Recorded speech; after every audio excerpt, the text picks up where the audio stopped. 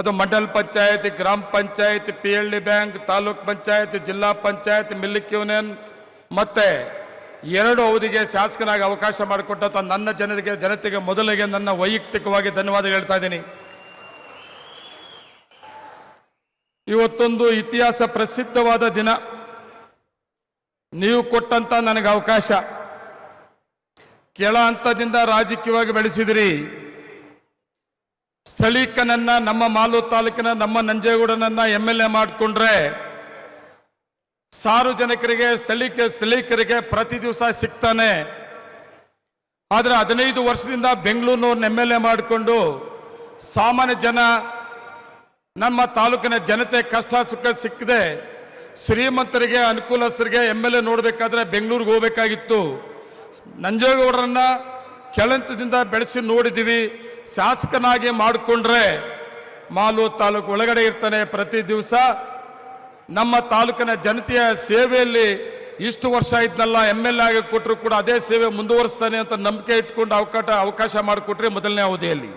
ಕೋಲಾರದಲ್ಲಿ ನೂತನವಾಗಿ ಆದಿತ್ಯ ಬಿರ್ಲಾ ಫ್ಯಾಷನ್ ಅವರ ಬ್ರಾಂಡೆಡ್ ಲಿನೆನ್ ಕ್ಲಬ್ ಮಳಿಗೆ ಪ್ರಾರಂಭವಾಗಿದ್ದು, ಉತ್ತಮ ಗುಣಮಟ್ಟದ ಬಟ್ಟೆಗಳ ಜೊತೆಗೆ ಫ್ಯಾಷನ್ ಡಿಸೈನರ್ ಹಾಗೂ ಟೈಲರ್ಗಳು ಸ್ಥಳದಲ್ಲೇ ಬಟ್ಟೆಯನ್ನ ಸ್ಟಿಚ್ ಮಾಡಿಕೊಡುತ್ತಾರೆ. ಹಾಗಿದ್ರೆ ಇಂದೇ ಭೇಟಿ ಕೊಡಿ.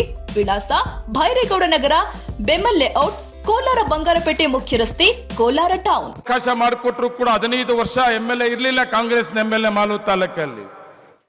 15 ವರ್ಷ ಆದ್ಮೇಲೆ ಮೊದಲನೇ ಅವಕಾಶ ಮಾಡಿಕೊಟ್ಟಾಗ ತುಂಬಾ ನೀವು ಕೂಡ ನಂಬಿಕೆ ಇಟ್ಕೊಂಡಿದ್ರಿ. ನಂಜೇಗೌಡರು ಪ್ರತಿ ಹಳ್ಳಿ ಗೊತ್ತು, ಜನ ಗೊತ್ತು, ಅಭಿವೃದ್ಧಿ ಮಾಡ್ತಾನೆ ಅಂತ. ಆದರೆ ಕಾರಣಾಂತರ BJP ಸರ್ಕಾರ ನನಗೆ ಅವಕಾಶ ಸಿಕ್ಕಲಿಲ್ಲ. ಒಂದು ರಸ್ತೆ ಗುಳಿ ಮುಚ್ಚಕ್ಕೆ ಕೂಡ ಬೀಳಲಿಲ್ಲ ನನ್ನ.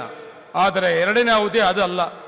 2ನೇ ಅವಧಿ ಕಷ್ಟದಲ್ಲಿ, ಹೋರಾಟದಲ್ಲಿ ಮಾಲೂರು ತಾಲೂಕಿನ ಸ್ವಾಭಿಮಾನವನ್ನ ಕಡಿಮೆ ಓಟಲ್ಲಿ ಗೆದ್ದಿದ್ವಂತಲ್ಲ, ನೀವು ಶಾಸಕನಾಗಿ ಮಾಡಿದ್ರಿಂದ, ಕರ್ನಾಟಕ ರಾಜ್ಯದಲ್ಲಿ ಕಾಂಗ್ರೆಸ್ ಸರ್ಕಾರ ಬಂದಿದ್ದರಿಂದ, ಕಾಂಗ್ರೆಸ್ ಸರ್ಕಾರ ಬಂದ ಮೇಲೆ ಮೊದಲ ಮುಖ್ಯಮಂತ್ರಿ ಸಿದ್ದರಾಮಯ್ಯವರು ಮತ್ತೆ DK ಶಿವಕುಮಾರ್ ಉಪಮುಖ್ಯಮಂತ್ರಿಗಳು, ಪಕ್ಷದ ಅಧ್ಯಕ್ಷರು ನಮ್ಮ ಸಾಮಾನ್ಯ ಜನ ಬಡವರಿಗೆ ಕೊಟ್ಟಂತ ಕಾರ್ಯಕ್ರಮ 5 ಕಾರ್ಯಕ್ರಮ ಕೂಡ.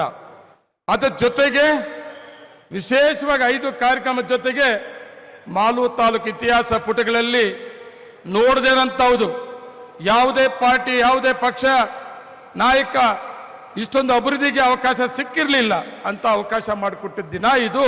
ಇವತ್ತು ಗುದ್ದಲಿ ಪೂಜೆ ಮತ್ತೆ ಉದ್ಘಾಟನೆ ಕಾರ್ಯಕ್ರಮ ಸುಮಾರು 3,200 ಕೋಟಿ ರೂಪಾಯಿ, 3,200 ಕೋಟಿ ರೂಪಾಯಿ ಇವತ್ತು.